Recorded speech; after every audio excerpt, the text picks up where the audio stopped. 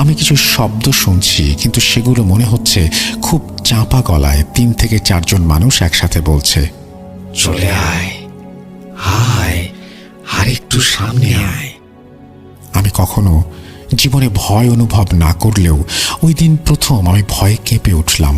তারপর কেউ যেন পেছন থেকে আমার কানের কাছে এসে চাপা কণ্ঠে বলছে, চলে আয়, আয়, আর একটু সামনে আয়, আয়।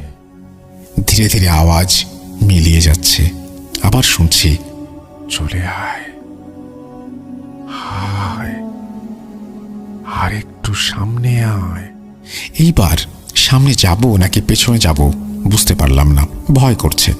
এই বুঝি সামনে কেউ ভয়ঙ্কর চেহারা নিয়ে দাঁড়িয়ে, অথবা পেছন থেকে কেউ গলা টিপে ধরবে। আমি ভয়ে ভয়ে আল্লাহ আল্লাহ করতে লাগলাম। হঠাৎ সামনে মনে হলো মানুষের মতো কেউ একজন